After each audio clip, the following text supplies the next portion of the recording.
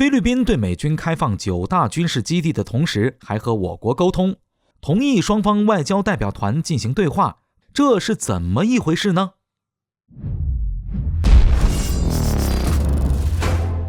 各位老铁大家好，欢迎收看本期迷彩虎，我是虎哥。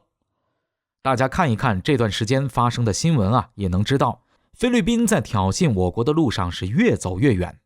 仁爱礁、中业岛、黄岩岛，再到和已经被我国实控的仙宾礁上发生对峙，无一不体现了菲律宾对我国领土的贪念，时刻想要侵占这些岛屿。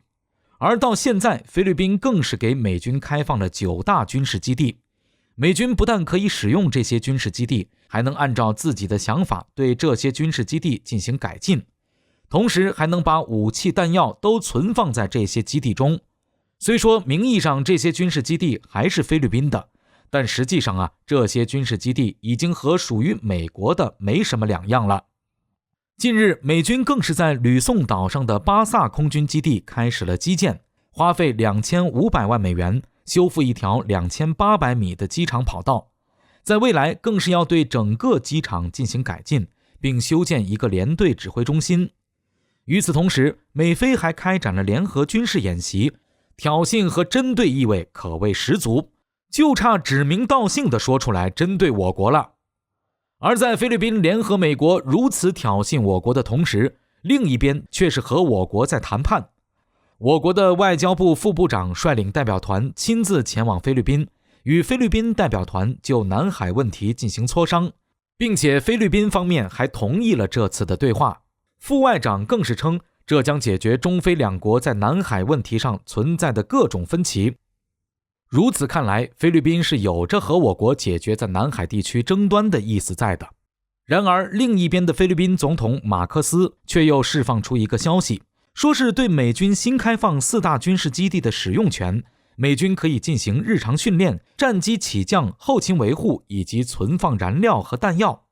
那么菲律宾这种做法有什么用处呢？按照菲律宾的想法，这样可以两头通吃，两边都能得到好处。像此次放话对美军开放4大军事基地的总统马克思，在今年年初还亲自前往我国访问，和我国达成了价值数百亿的投资协议。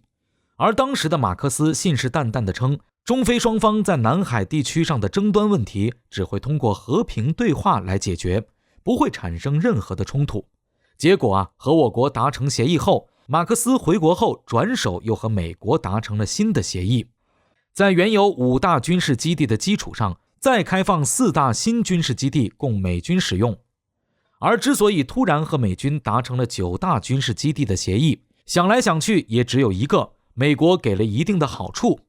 菲律宾也很清楚地明白，自己一旦彻底与中国交恶，将来若是和中国因为南海岛礁问题产生冲突的话，那么将没有任何的抵抗能力，不但无法夺取南海岛礁，就连菲律宾原本非法侵占的岛礁也有可能被中国收回。因此，菲律宾此前一直行事低调，虽然不怎么在岛礁问题上挑衅我国，但是也没把这些岛礁还给我国，同时和我国的经济合作一个没少。但是自从抱上了美国的大腿后，菲律宾的所作所为大家也都看到了，挑衅强度是愈发上涨，还主动邀请美军进驻，引狼入室。不然我国也不会在短短几周的时间内出动上百艘舰艇包围中业岛和仙宾礁。就连这次的中菲对话，菲律宾也玩了手花样。我国代表团是在22日前往菲律宾进行对话的，而在前一天，也就是21日，美国五角大楼就公开发表消息，说美菲两国国防部长进行了通话。美国国防部长再一次重申了对菲律宾的承诺。菲律宾国防部长也欢迎美军对这9大军事基地的投资。也就是说，在和我国谈判之前，美菲就已经谈好了。现在菲律宾还和我国谈判，不排除是想要口头上答应我国，别让年初中菲达成的合作协议报废了，先把钱搞到手再说，等以后军事基地修好了，有底气叫板了再反悔。但这种做法有没有用就是两说了。